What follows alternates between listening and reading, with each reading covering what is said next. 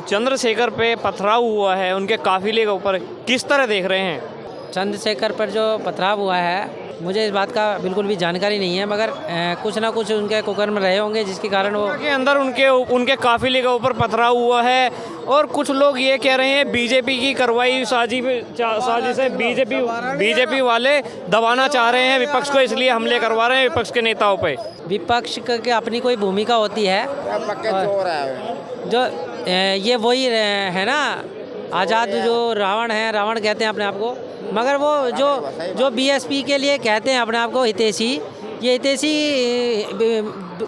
BSP वालों के against आए हैं। बट वो करा क्या है उन्होंने, जनता के लिए करा क्या है ना? SC ST के लिए कहते हैं जी, SC ST के लिए हम वो हैं, अम्बेडकर जी हैं, मगर उनको भाई साहब ये मायावती जी के राह पे चलने वाले आदमी हैं, मगर इन्होंने जो समाजवादी जो बीएसपी हैं, जो SC ST है, उनको लिए करा क्या है? सिर्फ टोपी पहनने से, झंडा पहनने से ये जनता के हितैषी नहीं हो जाएंगे।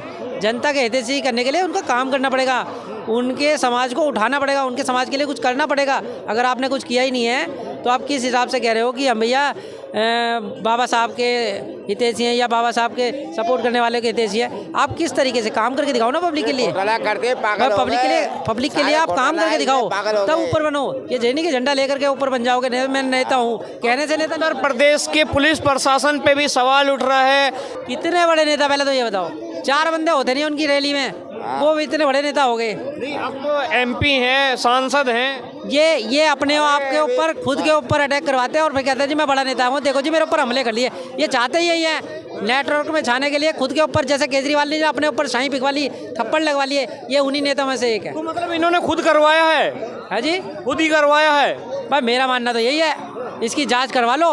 मैं तो उनसे कहता हूँ कि CBI से जांच करवा लो, पता चल जाएगी जिसने भी वो कांड किया है, पहले उसे ढूंढ के निकालो और फिर उसने करा क्यों है, फिर उससे वो जानकारी निकालो।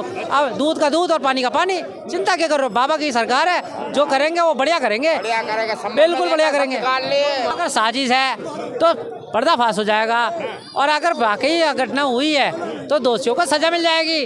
तो भैया दूध का दूध और पानी का पानी। बात कर। क्या नाम होगा सर? नवीन कुमार।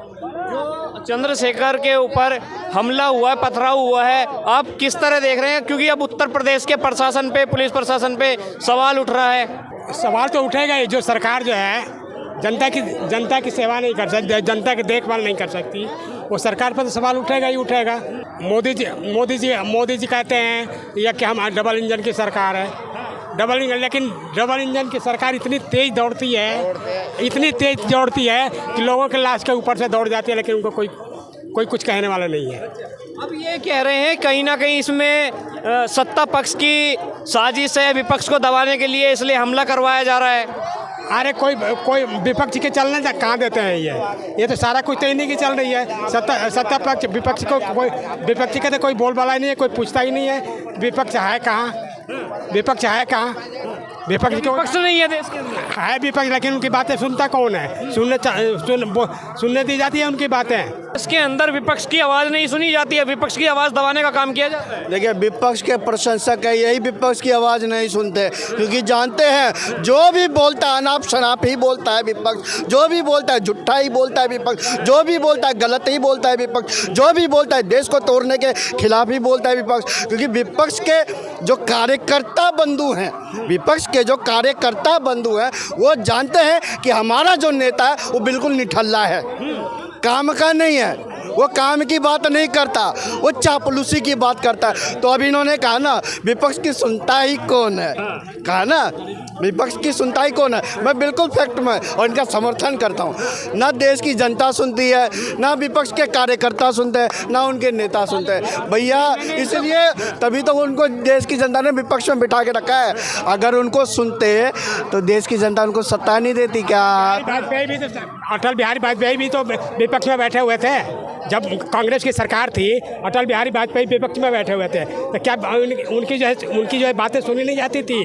उनकी बातें सुनी नहीं जाती थी, उनको जो है क्या नाम है स्वाभिमान से। अटल बिहारी वाजपेयी का तुम तमगा ले सकते हो क्या?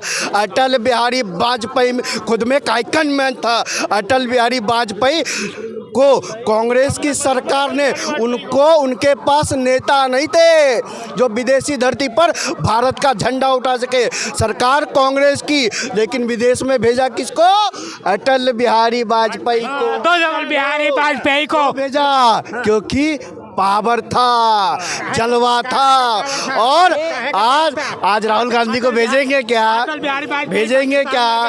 केजरीवाल को भेजेंगे क्या? नहीं भेजेंगे भैया। जहाँ जाएंगे वो भारत को लुटवा के आएंगे। अटल बिहारी वाजपेयी का पाकिस्तान में गए बस की यात्रा लेकर के, यहाँ पर जो अंदर जो कार्यों की लड़ाई हो गई, कितने सैनिक मर गए, कितने सैनिक मरे अपने देश की। तो आप किस तरह देख रहे हैं चंद्रशेखर रावण के ऊपर हमला हुआ है? हमला तो होएगा ही, हमला ही। जब एक तरफा सरकार होएगा तो ऐसे ही होएगा एक तरफा जो सरकार रहेगी वहाँ पर ऐसे ही होएगा। हर किसी के ऊपर जो है हमला होएगा, हर किसी के ऊपर इज्जत लूटी जाएगी। कोई देखने वाला नहीं है, कोई देखने वाला नहीं है। आम आदमी पार्टी के जो विपक्षी की सरकार है उनको जो है सदन में जाने नहीं दिया जा रहा है। इनको पुलिस जो है बाहर भगा रही है उनको। तो ये कि हमला नहीं है, ये इनके इज्जत पर हमला नहीं है। ये पहले उन्होंने भी तो यही करा था। क्या करा था?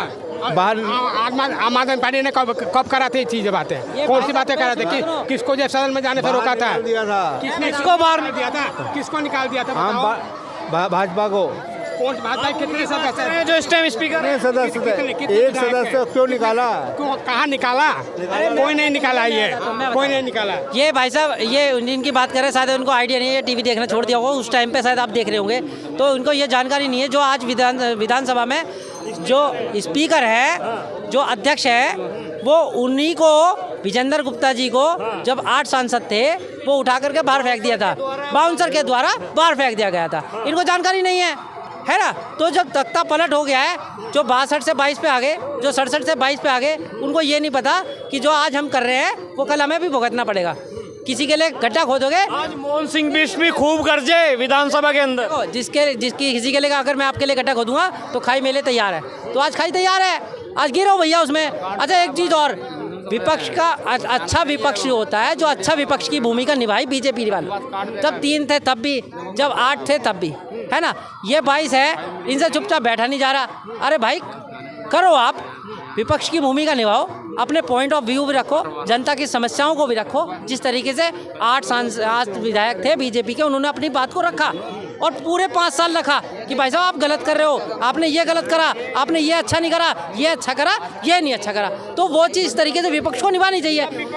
आप बताइए, अब आप बताइए, विपक्ष CAG की रिपोर्ट आई है, पहले भी पोर्टल पे आ चुकी थी, नवंबर के अंदर प्रस्तुति कर दी गई। क्यों नहीं उन्होंने 3-4 महीने के अंदर वो प्रस्तुत करी? क्योंकि उनको पता था कि हमने जो घोटाले करे हैं CAG में वही लिखा हुआ है, और अगर पहले आ गई तो जो 22 आई है वो 2 पे ही रह जाती।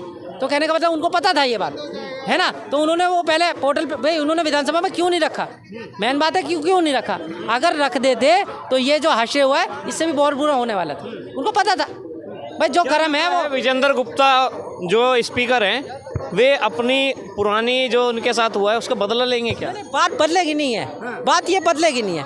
आप देखो, विपक्ष अगर अच्छे तरह से काम करेगा तो उसको अच्छा व्यवहार मिलेगा, अगर बुरा करेगा तो बुरा करेगा। अगर आप ये देखो ना कि आप कर क्या रहे हो, किस इमेज से काम कर रहे हो। देखा गया है विधानसभा के अंदर नेता प्रतिपक्ष को, आतिशी मारलेना जी को, वे कानून की किताब बताने लगे, विधानसभा की रूल बुक पढ़ाने लगे, और आतिशी मारलेना उसका विरोध कर रही है कि रूल बुक्स में ऐसे कोई नियम ही नहीं है। भाई मुझे एक बात बताओ, जितना भी विपक्ष है वो 40 पन्नों की, वो जो भी है, वो जब पहले चिल्लाते हैं संविधान चिल्लाएंगे। विधानसभा रूल बुक अलग होती है और संविधान अलग होता है। भाई साहब, रूल बुक तो ये नहीं, रूल बुक तो सभी को फॉलो करना चाहिए, है ना। रूल बुक अगर आपने पूरा फॉलो नहीं करा तभी तो आपको मार्शल के द्वारा बाहर फेंकवाया गया, है ना। अगर विजेंद्र गुप्ता जी ने भी किया होगा तो उनको भी बाहर फेंकाएगा। आज अगर फेंकवा रहे हैं तो आपको दिक्कत क्या है? एज पर रूल अगर उन्होंने गलत करा तभी तो बाहर फेंकवाया ना। और आप वॉकआउट करके बाहर क्यों आके बैठ रहे हो? आप जनता की समस्या को रखो ना। आप विपक्ष हो, चलो एक बंदे आवाज़ उठाए, एक बंदा वॉकआउट हो जाए, 20 तो बैठ जाओ भाई साहब। दिक्कत क्या है? कुर्सियों में कांटे थोड़ी लगाए हैं कि भैया बैठना ही नहीं है, अब तो खड़े खड़े बाहर चले जाना है। मोहन सिंह जो बिष्ट हैं MLA, उन्होंने बताया कि जो हमारे साथ पिछली सरकारों ने किया हम वो नहीं करेंगे, पर हम छोड़ेंगे भी नहीं मौका। अगर बुरा मत मानना, विजेंद्र गुप्ता के ने थप्पड़ मारा किसी के, उसको उसकी कार्रवाई की भुगतनी पड़ेगी। और आज कोई विधायक अगर थप्पड़ मारेगा किसी विधायक के, तो उसको वो कार्रवाई भुगतेगा या नहीं भुगतेगा, मुझे ये बता दो। कार्रवाई तो जो पहले होती थी वही आज हो रही है। किताब जो एज पर रूल के फॉलो है, रूल है, वो पहले भी फॉलो होते थे, वो आज भी फॉलो होंगे। किस तरह देख रहे हैं आप जो स्पीकर सर विधानसभा में नेता प्रतिपक्ष को विधानसभा रूल बुक समझाने लगे, पढ़ के बताने लगे और आती से ही मार लेना? ये इतने पढ़े लिखे नहीं है, ये अनपढ़ लोगों की सरकार है, ये जुमलों की सरकार है। लोगों को, बड़े बड़े लोगों को बुला लेते हैं और पिछले 70-75 साल से भैया ऐसे ही करते आ रहे हैं। और आप बड़े पत्रकार भाई भी इनके साथ ही जल मिल के, सरकारों के साथ चल मिल के बढ़िया अपनी रोटी सेक लेते हो। ये बेचारे गरीब लोग, मजदूर, आम लोग, ये इन ऐसे ही सड़कों में धक्के खाते रहते हैं। 5 साल बाद फिर कोई कतर के लेके जाता है, 5 साल बाद कोई फिर कान कतर लेता है, वोट ले लेता है, और ऐसे ही जुमलों पे जुमले दे के इनसे बेचारों से सरकार, नहीं तो ये हाल होती है। आज 75 साल हो गए देश को आज़ाद हुए, आज हमारे पास अच्छे ट्रांसपोर्ट नहीं है, या जाने आने के रास्ते में यहाँ पे 2-2 घंटे जाम लग जाते हैं। तो ये चीज़ें आज सरकारों की नाकामी है, ये आम जनता की थोड़ी नाकामी है। उन्होंने तो MLA बना के भेज दिया, अब वो सारे कुत्तों की तरह डरते हैं वहाँ पे विधानसभा में, विधायक में। इस बार दिल्ली विधानसभा में भारतीय जनता पार्टी बैठी है, क्या लग रहा है दिल्ली में जो वादे किए हैं वे पूरे होंगे? अभी आज तक कभी भारत में पूरे नहीं हुए। 75 साल से नहीं करेंगे। ये जो 2500 रुपये का जो वादा करा है ना, इन्होंने भी वादा एक रुपये भी नहीं मिलेगा महिलाओं को। ये जो है मनोज तिवारी ने आज बोला है। मनोज तिवारी कह रहे हैं 8 तारीख से हम रजिस्ट्रेशन कराना स्टार्ट कर देंगे, उस पर बैठक करेंगे और जैसे ही रजिस्ट्रेशन कंप्लीट हो जाएगा हम पैसे डालने स्टार्ट। लेकिन कोर्ट ने इनके ऊपर धमकाया है, कोर्ट ने उनके ऊपर धमकाया है। ये कोर्ट ने बोला है कि ये जो मुफ्त की रेवड़ियाँ जो बांट रहे हो इसको बंद करो, ये सब बंद हो जाएगा। ये इनके जो है कैबिनेट की बैठक बैठेगी, तब तक 1 महीना 2 महीना लग जाएगा और तब तक सुप्रीम कोर्ट का जो है वो आ जाएगा। भाई साहब ऐसा है, ये इनको बता दूं, जब सरकार नहीं बनी थी, देखो जी इनके पास मुख्यमंत्री का चेहरा नहीं है, मुख्यमंत्री का चेहरा मिल गया, अब मुख्यमंत्री की शपथ ली नहीं, मुझे 2500 नहीं मिले। अरे भाई साहब, किसी भी कार्य को करने के लिए क्रियान्वित तरीके से मोदी जी ने कहा था कि 8 मार्च से खाते में पैसे आने स्टार्ट हो जाएंगे। पहली कैबिनेट में उन्होंने क्लियर कर दिया, पोर्टल तैयार हो गया, 8 तारीख को रजिस्ट्रेशन शुरू हो जाएगा। अब मेरी भाई साहब उन्होंने लिस्ट दी है कि भैया ये डॉक्यूमेंट्स की आप लिस्ट तैयार कर लो, आप फॉर्म अप्लाई करो। आपको अगर नहीं मिले तो गलती है ना बीजेपी की। मेरी बात सुनो, आप उन्होंने कहला पहली कैबिनेट में हम ये प्रस्ताव पारित कर देंगे। प्रस्ताव पारित हुआ या नहीं हुआ, इन भाइयों को अभी जानकारी नहीं है। ये उनको जानकारी है या नहीं है। अगर जानकारी नहीं है तो मैं दे दूं, 8 तारीख को रजिस्ट्रेशन शुरू हो जाएंगे। दूसरी बात, आज उन्होंने ये भी कह दिया है कि जो पुराने राशन कार्ड हैं उनको रद्द किया जाएगा, नया राशन कार्ड की एप्लीकेशन होगी, जो कि पहले 40,000 राशन कार्ड बने थे, है ना। राशन कार्ड रद्द करने की क्या आवश्यकता पड़ी? क्या उनसे राशन नहीं मिल रहा? मैं बता रहा हूँ भाई साहब, पूरी बात बता रहा हूँ ना। पहले 40,000 राशन कार्ड बने थे, उसके बाद में 80,000 पेंडिंग पड़े हुए हैं, 80,000 पेंडिंग पड़े हुए हैं, जो कि अप्लाई हो चुके हैं, बट वो बने ही नहीं है ना। जिनके पेंडिंग नाम है, नाम भी एडिटेड नहीं हो रहे हैं काफ़ी सालों से, 2017 के बाद में काम ही नहीं हुआ उस पर। दूसरी बात, अगर वो पुराने ख़त्म हो जाएंगे तो पुराने को नया भी अपडेट होगा। कोई डेथ हो गई या शिफ्ट हो गया वो भी पता लग जाएगा, कोई यहाँ से चला गया या वहाँ से बाहर से आ गया तो नया अप्लाई कर सकता है। तो डिजिटलाइज वेरिफिकेशन हो रहे हैं, वो ठीक नहीं रहेगा। मैं आपकी बात से सहमत हूँ, बट मुझे एक बात बताओ, अगर देखो आज उन्होंने एक अपने लिस्ट दिया है कि भैया आपको 2500 महिला को चाहिए। पहली बात तो उनको ऑलरेडी कोई गवर्नमेंट सब्सिडी नहीं मिल रही होगी। नहीं लग रहा केंद्र सरकार ने जो वादा किया था 8 मार्च से पैसे देने का, 8 मार्च में पैसे आ जाएंगे, वो पूरे क्यों नहीं कर पा रहे? अब बात करें 8 तारीख से हम रजिस्ट्रेशन करना स्टार्ट करेंगे, कब रजिस्ट्रेशन करेंगे, कब जाके पैसे आएंगे? मुख्यमंत्री की शपथ कब ली गई पहले तो आप ये बता दो। 20 तारीख को ली गई है। ठीक है, 20 तारीख को शपथ ले ली गई है ना। तो अब उसके बाद में उन्होंने पहली मीटिंग करी, मीटिंग में पास कर दिया कि 2500 मिलेंगे, है ना। जो उन्होंने वादे करे उन्होंने कह दिया कि भाई हम देंगे तो बिल्कुल देंगे। हर नेता ने इसी ने ये नहीं कहा कि नहीं देंगे। ऐसा नहीं है जो 3 साल होने के बाद पंजाब में 1000 रुपये दे रहे थे वो अभी तक 2014 में भी बहुत से वादे किए थे, उनसे पूछ लो। 1000 रुपये तो वहाँ भी जाके पूछ लो। 2014 के अंदर इन्होंने जो वादे करेगा पूरे कभी नहीं पूरे करते। जुमलों के वादे हो रहे हैं, आज तक कोई वादा पूरा हो रहा है? जिस मुद्दे पे सरकार आई थी, काला धन, भ्रष्टाचार और यूथ के लिए जो रोजगार, वो आज तक एक भी वादा पूरा नहीं हुआ है।